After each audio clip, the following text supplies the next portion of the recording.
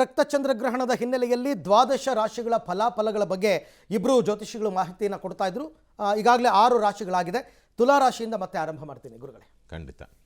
ತುಲಾ ರಾಶಿನವರಿಗೆ ಸಂಬಂಧಪಟ್ಟಂತೆ ಪಂಚಮ ಸ್ಥಾನದಲ್ಲಿ ನಡೀತಾ ಇರತಕ್ಕಂಥ ಒಂದು ಗ್ರಹಣ ಏನಾಗುತ್ತೆ, ಸಂತಾನಕ್ಕೆ ಸಂಬಂಧಪಟ್ಟಂತೆ ವ್ಯತ್ಯಾಸಗಳು ಅಥವಾ ಗರ್ಭಿಣಿಯರು, ತುಲಾ ರಾಶಿ ಗರ್ಭಿಣಿಯರು ಸ್ವಲ್ಪ ಜಾಗ್ರತೆ ಮತ್ತು ಎಚ್ಚರಿಕೆಯಿಂದ ಇರಬೇಕಾಗತ್ತೆ.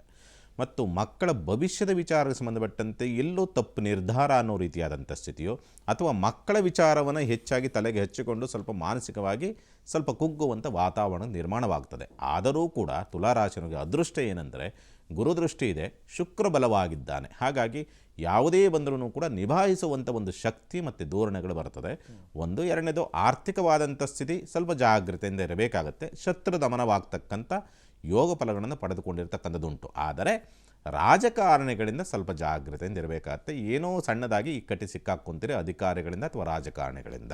ಪರಿಹಾರ ವಿಚಾರಕ್ಕೆ ಸಂಬಂಧಪಟ್ಟಂತೆ ಸಾಧ್ಯವಾದಷ್ಟು ಕೂಡ ಈ ಒಂದು ಸಂದರ್ಭದಲ್ಲಿ ರಾಹುಕಾಲದಲ್ಲಿ ಯಾವಾಗಲಾದರೂ ಅಮ್ಮನವರ ದೇವಸ್ಥಾನಕ್ಕೆ ಹೋಗಿ ಒಂದು ನಿಂಬೆಹಣ್ಣಿನ ದೀಪವನ್ನು ಹಚ್ಚಿ ಬರ್ತಕ್ಕಂಥ ಒಂದು ಪ್ರಯತ್ನವನ್ನು ಮಾಡಿ, ಅಥವಾ ಸಂತಾನ ಸಮೇತ ಅಥವಾ ಮಕ್ಕಳ ಸಮೇತವಾಗಿ ಹೋಗ್ತಕ್ಕಂಥ ಪ್ರಯತ್ನ ಮಾಡಿ, ಒಳ್ಳೆಯದಾಗಿ. ಇನ್ನು ನೆಕ್ಸ್ಟ್ ಗುರುಗಳೇ, ವೃಶ್ಚಿಕ ರಾಶಿ. ವೃಶ್ಚಿಕ ರಾಶಿಯವರಿಗೆ ಈ ಒಂದು ಗ್ರಹಣ ಅಶುಭ ಫಲ. ಯಾಕೆಂದರೆ ನಿಮ್ಮ ರಾಶಿಯಿಂದ 4ನೇ ರಾಶಿಯಲ್ಲಿ ಗ್ರಹಣ ಆಗ್ತಾ ಇರೋದ್ರಿಂದ ನಿಮಗೆ ಅಶುಭ ಫಲ ಇದೆ. ವೃಶ್ಚಿಕ ರಾಶಿಯವರು ಮೊಟ್ಟ ಮೊದಲನೇದಾಗಿ ಸಾಮಾನ್ಯವಾಗಿ ಚಂದ್ರ ನಿಮ್ಮ ರಾಶಿಯಲ್ಲಿರೋದ್ರಿಂದಾಗಿ ನಿಮ್ಮದು ವೃಶ್ಚಿಕ ರಾಶಿ ಆಗಿರುತ್ತೆ. ಹಾಗೂ ನಿಮ್ಮ ರಾಶಿಯಲ್ಲಿ ಚಂದ್ರ ನೀಚ ಸ್ಥಿತಿಯಲ್ಲಿ ಇರ್ತಾನೆ ಆದ್ದರಿಂದಾಗಿ ಎಲ್ಲ ವೃಶ್ಚಿಕ ರಾಶಿಯವ್ರದ್ದು ಕೂಡ ಅಷ್ಟೇ ಮೆಂಟಲಿ ಅಂದರೆ ಮಾನಸಿಕ ಚಿಕ್ಕ ಪುಟ್ಟ ವಿಚಾರನೂ ಸ್ವಲ್ಪ ಜಾಸ್ತಿ ಡೀಪಾಗಿ ತೆಗೆದುಕೊಳ್ಳುವ ಚಿಂತೆ ಮಾಡುವ ಸಾಧ್ಯತೆ ಇರುತ್ತೆ. ಅಂಥದ್ರಲ್ಲಿ ಅಂತಹ ಚಂದ್ರನೇ ಗ್ರಸ್ತನಾಗಿ ನಿಮಗೆ ಅಶುಭ ಫಲ ಇದ್ದಾಗ ತುಂಬ ಬೇಗ ಡಿಪ್ರೆಷನ್ಗೆ ಹೋಗುವ ಸಾಧ್ಯತೆ ಇರುತ್ತದೆ.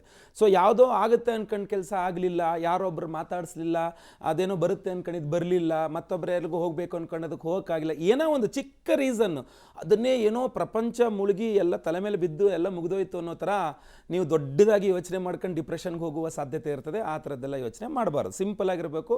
ಆಗಿದ್ದಾಗಲಿ ಆಮೇಲೆ ನೋಡ್ಕೊಳ್ಳೋಣ ಅನ್ನೋ ಥರ ತುಂಬ ಈಸಿಯಾಗಿ ಹೋಗೋ ಥರ, ಈಸಿ ಗೋಯಿಂಗ್ ಥರ ನೋಡಬೇಕು. ಒಂದು ಅಂದರೆ ಮನಸ್ಸಿಗೆ ಎಂಥದ್ದು ಹಚ್ಕೊಳ್ಬಾರ್ದು ಎಂಥ ವಿಚಾರ ಆದರೂ. ಎರಡನೇದಾಗಿ ತಾಯಿಯವ್ರ ಜೊತೆಗೆ ಜಗಳ ಮನಸ್ತಾಪಗಳು ತುಂಬ ಮಾಡ್ಕೊಂಡ್ಬಿಡ್ತೀರಾ, ಅದು ಆಗದಿರಂಗೆ ನೋಡ್ಕೊಳ್ಬೇಕು. ತಾಯಿಯವರು ಆರೋಗ್ಯವೂ ಹಾಳಾಗುವ ಸಾಧ್ಯತೆ ಇರ್ತದೆ. ಅದ್ರ ಬಗ್ಗೆನೂ ಸ್ವಲ್ಪ ಹೆಚ್ಚಿನ ಕಾಳಜಿ. ಯಾಕೆಂದರೆ ಅಮ್ಮ ಒಂದು ಮಾತು ಹೇಳಿದ್ರೆ ನಮಾತುಃ ಪರದೈವತಂ ಅಂತ ಹೇಳ್ತಾರೆ, ತಾಯಿಗೇನೋ ದೊಡ್ಡ ದೇವರಿಲ್ಲ ಅಂತ. ಸೊ ಅದರಿಂದ ಅಮ್ಮ ಒಂದು ಮಾತು ಹೇಳಿದ್ರೆ ಆಯಿತು ಓಕೆ ಅಂತ ಹೇಳ್ಬಿಟ್ಟು ಬೈಸ್ಕೊಂಡು ಸ್ವಲ್ಪ ಈಸಿಯಾಗಿ ತಗೊಂಡು ಅವ್ರನ್ನ ಆರೋಗ್ಯ ಅವ್ರದ್ದು ಬಗ್ಗೆ ಸ್ವಲ್ಪ ಹೆಚ್ಚಿನ ಕಾಳಜಿ ಕೊಡಬೇಕು. ವಿವಾಹಿತ ವೃಶ್ಚಿಕ ರಾಶಿಯ ಸ್ತ್ರೀಯರು ಅಷ್ಟೇ, ತವರು ಮನೆಯ ವಿಚಾರವಾಗಿ ಹೆಚ್ಚು ತಲೆ ಕೆಡಿಸ್ಕೊಂಡು ಅಲ್ಲೇನೋ ಆಗೋಯಿತು, ಹಂಗಾಗೋಯ್ತು ಹಿಂಗಾಗೋಯ್ತು ಅಂತ ಗಂಡನ ಮೇಲೆ ಕೂತ್ಕೊಂಡ್ರೆ ಪ್ರಯೋಜನ ಇಲ್ಲ.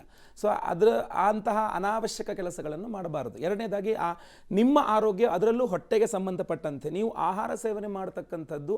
ಅದಕ್ಕೆ ಈ ಗ್ರಹಣದಲ್ಲಿ ನಾವು ಸಾಮಾನ್ಯವಾಗಿ ಗ್ರಹಣಾಚರಣೆಯಲ್ಲಿ ಈ ವಿಡಿಯೋ ಈಗ ನಮ್ಮ ಇದ್ರ ಆರಂಭದಲ್ಲೂ ಹೇಳಿದ ಕಾರ್ಯಕ್ರಮದಲ್ಲಿ ಆಹಾರ ಸೇವನೆಯ ಬಗ್ಗೆ, ಆಹಾರ ವ್ಯತ್ಯಾಸದಿಂದಾಗಿ ಸ್ವಲ್ಪ ನಿಮಗೆ ಆರೋಗ್ಯ ಕೆಡತಕ್ಕಂಥ ಸಾಧ್ಯತೆಗಳು ತೀರಾ ಜಾಸ್ತಿ ಇದೆ. ನಿಮ್ಮ ವೃತ್ತಿಮೆಯ ಜೀವನದಲ್ಲೂ ಕೂಡ ಇದೊಂದು ಸ್ವಲ್ಪ ಈ ಗ್ರಹಣ ಒಂದು ಸ್ವಲ್ಪ ಆ ಕಡೆ ಈ ಕಡೆ ಸಮಸ್ಯೆಗಳು ಮಾಡೋದು, ಜಗಳ ಆಗುವಂಥದ್ದು ಸಾಧ್ಯತೆಗಳು ಜಾಸ್ತಿ ಇದೆ.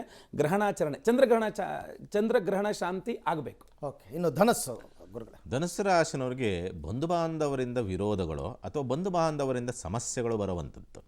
ಒಂದು ಸಣ್ಣದಾಗಿ ಹತ್ತಿರದ ಪ್ರಯಾಣ ಹೋಗಬೇಕು ಅಂದ್ರೂ ಕೂಡ ಏನೋ ಒಂದು ಸಮಸ್ಯೆ ಅಂತಕ್ಕಂಥದ್ದು, ಅಡ್ಡಿ ಅಂತಕ್ಕಂಥದ್ದು ಬರೋದಕ್ಕೆ ದಾರಿಯಾಗ್ತದೆ. ವಿದ್ಯಾಭ್ಯಾಸ ವಿಚಾರಕ್ಕೆ ಸಂಬಂಧಪಟ್ಟಂತೆ ಪೂರ್ಣ ಪ್ರಮಾಣದ ಬಲ ಇದೆ. ಆದರೆ ಆಸ್ತಿ ಮಾರಾಟ ಮಾಡುವಂಥವ್ರು ಸ್ವಲ್ಪ ಜಾಗ್ರತೆ, ಯಾಕೆಂದರೆ ಏನೋ ಮೋಸಗಳಿಗೆ ಉತ್ಪತ್ತಿಯಾಗುವಂಥ ಸನ್ನಿವೇಶಗಳು ಬರಬಹುದು. ಯಾರು ನಿಮಗೆ ಇಷ್ಟಗುರುವೋ ಆ ಇಷ್ಟಗುರುವನ ಆರಾಧನೆ ಮಾಡಿ, ಗುರುಬಲ ಅಂತಕ್ಕಂಥ ನಿಮಗೆ ರಕ್ಷಣೆ. ಬೇಗ ನಾವು ಇನ್ನು 3 ರಾಶಿಗಳನ್ನ ಕವರ್ ಮಾಡ್ಬೋಣ. ಮಕರ ರಾಶಿ. ಮಕರ ರಾಶಿಯವರಿಗೆ ಇದು ಮಿಶ್ರ ಫಲ ಇದೆ. ದುಡ್ಡಿನ ವಿಚಾರವಾಗಿ ಕುಟುಂಬ ಅಂದರೆ ಮನೆಯಲ್ಲಿರುವ ಕೌಟುಂಬಿಕ ವಿಚಾರ ಸಮಸ್ಯೆಗಳಾಗದಂತೆ ನೋಡ್ಕೊಳ್ಬೇಕು. ಆರೋಗ್ಯದ ವಿಚಾರವಾಗಿ ಸ್ವಲ್ಪ ಜಾಸ್ತಿ ನೋಡ್ಕೊಳ್ಬೇಕು. ಯಾಕೆಂದರೆ ಸಪ್ತಮಾಧಿಪತಿ ದ್ವಿತೀಯದಲ್ಲಿ ಗ್ರಸ್ತನಾಗ್ತಾ ಇದ್ದಾನೆ ಅಂದರೆ ಈ ಕೆಲವಿಷ್ಟು ಏನೋ ತುತ್ತಮುತ್ತ ಥರದ್ದು ಸಮಸ್ಯೆಗಳು ಆಗ್ಬಿಡುತ್ತೆ, ಸಮಸ್ಯೆಗಳು ಮನೆಯಲ್ಲಿ. ಸೊ ಆ ಸಮಸ್ಯೆಗಳ ಬಗ್ಗೆ ಸ್ವಲ್ಪ ಹೆಚ್ಚಿನ ಜಾಗ್ರತೆ ಕೊಡಬೇಕು. ದುಡ್ಡಿನ ವ್ಯವಹಾರದಲ್ಲಿ ಸ್ವಲ್ಪ ಜಾಗ್ರತೆ ಹೆಚ್ಚಿನಾಗಿರಬೇಕು. ಇನ್ನು ಗ್ರಹಣ ನಡೀತಾ ಇರತಕ್ಕಂಥ ಕುಂಭರಾಶಿ ಆರೋಗ್ಯ ಎಚ್ಚರಿಕೆ, ತಾವು ತೆಗೆದುಕೊಳ್ತಕ್ಕಂಥ ತೀರ್ಮಾನ ವಿಚಾರ ಸಂಬಂಧಪಟ್ಟಂತೆ ಎಚ್ಚರಿಕೆ. ಯಾವುದೇ ನಿರ್ಧಾರ ತೆಗೆದುಕೊಳ್ಬೇಕು ಅಂದರೂ ಅಲ್ಲೇನಾದರೂ ಒಂದು ಸಮಸ್ಯೆ ಅಂತಕ್ಕಂಥ ನಿರ್ಧಾರವಾಗಿ ಬರಲೇಬೇಕು, ಬಂದೇ ಬರುತ್ತೆ ಅನ್ನೋ ರೀತಿಯಾದಂಥದ್ದು. ಆರ್ಥಿಕವಾದಂಥ ಮುಗ್ಗಟ್ಟುಗಳನ್ನು ಎದುರಿಸ್ತಕ್ಕಂಥ ಸ್ಥಿತಿ ನಿರ್ಮಾಣವಾಗ್ತಕ್ಕಂಥದ್ದು. ಭೂಮಿ ಕಲಹಗಳು ಜಾಸ್ತಿ ಆಗುವಂಥ ಸ್ಥಿತಿ ನಿರ್ಮಾಣವಾಗುವಂಥದ್ದು. ದಾಂಪತ್ಯದಲ್ಲಿ ಅಸೌಖ್ಯ ಅನ್ನೋ ರೀತಿಯಾದಂಥ ಸ್ಥಿತಿ ನಿರ್ಮಾಣವಾಗುವಂಥದ್ದು. ಸಾಕಷ್ಟು ಸಮಸ್ಯೆಗಳನ್ನು ಕುಂಭರಾಶಿನವರು ಎದುರಿಸ್ತೀರಿ. ಹಾಗಾಗಿ ಉದ್ದಿನ ಬೇಳೆ, ಅಕ್ಕಿ, ಬಿಳಿ ಬಟ್ಟೆಯನ್ನು ಪೂಜೆ ಮಾಡಿಬಿಟ್ಟು ದಾನ ಕೊಡ್ತಕ್ಕಂಥದ್ದು ಸೂಕ್ತ. ಓಕೆ, ಮೀನರಾಶಿ ಕೊನೆಯ ರಾಶಿ. ಕೊನೆಯದಾಗಿ ಮೀನರಾಶಿ ರಾಶಿಯವರಿಗೂ ಸಹ ಅಶುಭ ಫಲನೇ. ಯಾಕೆಂದರೆ ನಿಮ್ಮ ರಾಶಿಯಿಂದ 12ನೇ ರಾಶಿಯಲ್ಲಿ ಗ್ರಹಣ ಆಗ್ತಿರೋದ್ರಿಂದ ನಿಮಗೂ ಸಹ ಅಶುಭ ಫಲ ಇರ್ತದೆ. ಕುಂಭಕ್ಕೂ ಶುಭ, ಮೀನಕ್ಕೂ ಶುಭ. ಮೀನ ರಾಶಿಯವರಿಗೆ ಪಂಚಮಾಧಿಪತಿ ವ್ಯಯದಲ್ಲಿ ಗ್ರಸ್ತನಾಗ್ತಾ ಇರ್ತಾನೆ. ಸೊ ಯಾವುದೇ ಕೆಲಸ ಕಾರ್ಯಗಳು, ಕೈ ಹಾಕಿದ ಕೆಲಸ ಕಾರ್ಯಗಳು ಆಗ್ತಾ ಇಲ್ಲ ಅನ್ನುವಂಥದ್ದು ಒಂದು ಸ್ವಲ್ಪ ಬೇಸರ ಇರುತ್ತೆ. ಮಕ್ಕಳಿಗೋಸ್ಕರ, ಸಂತಾನಕ್ಕೋಸ್ಕರ ಪ್ರಯತ್ನ ಮಾಡ್ತಿರೋರಿಗೆ ಹಿನ್ನಡೆ ಆಗ್ತಾ ಇದೆ, ಅದು ಗರ್ಭ ಇದಾಗ್ತಾ ಇಲ್ಲ ಅನ್ನುವಂಥ ಬೇಸರ ಇರ್ತದೆ. ಆಮೇಲೆ ಆಲ್ರೆಡಿ ಮಕ್ಕಳು ಇರ್ತಕ್ಕಂಥವ್ರು ಆ ಮಕ್ಕಳ ಬಗ್ಗೆ ಒಂದಿಷ್ಟು ಕಂಪ್ಲೇಂಟ್ಸ್ಗಳು ಬೇರೆಯವರು ಬಂದು ಹೇಳಬೇಕಾದ್ರೆ ಬೇಸರ ಆಗುತ್ತೆ. ಅಥವಾ ಮಕ್ಕಳೇ ಒಂದು ಸ್ವಲ್ಪ ಡಿಪ್ರೆಷನ್ಗೆ ಹೋಗುವ ಸಾಧ್ಯತೆಗಳಿರುತ್ತೆ. ಅಥವಾ ನೀವೇನನ್ನಾರು ಕಳೆದುಕೊಂಡು, ಒಂದು ಅಧಿಕಾರ ಕಳ್ಕೊಂಡೆ, ವಸ್ತು ಕಳ್ಕೊಂಡೆ, ವ್ಯಕ್ತಿ ಕಳ್ಕೊಂಡೆ, ಅವಕಾಶ ಕಳ್ಕೊಂಡಂಗೆ ಏನೋ ಒಂದು ಕಳ್ಕೊಂಡು ಅದರಿಂದಾಗಿ ಬೇಸರ, ದುಃಖ ಅನುಭವಿಸುವ ಸಾಧ್ಯತೆಗಳು ಸ್ವಲ್ಪ ಜಾಸ್ತಿ ಇರುತ್ತೆ. ಆದ್ದರಿಂದಾಗಿ ನೀವು ಬಹಳ ಪ್ರಮುಖವಾಗಿ ಇನ್ನೊಂದು ತಿಂಗಳ 2 ತಿಂಗಳು ಏನೋ ದೊಡ್ಡದಾಗಿ ಏನೋ ಪ್ಲ್ಯಾನ್ ಮಾಡ್ಕೊಳ್ಳೋಕೆ ಹೋಗಬೇಡಿ. ಈ ಥರ ನಾನು ಹೇಳಿದಂಥ ಯಾವುದೇ ಸಮಸ್ಯೆಗಳು ಬಂದರೂ ಸಹ ಅದನ್ನು ಸ್ವಲ್ಪ ಈಸಿಯಾಗಿ ತಗೊಳ್ಳಿ. ಮುಂದೆ ಇನ್ನೊಂದು ತಿಂಗಳು 2 ತಿಂಗಳು ಎಲ್ಲ ಸರಿ ಹೋಗುತ್ತೆ ಅನ್ನೋ ಥರನೇ ತಗೊಳ್ಳಿ.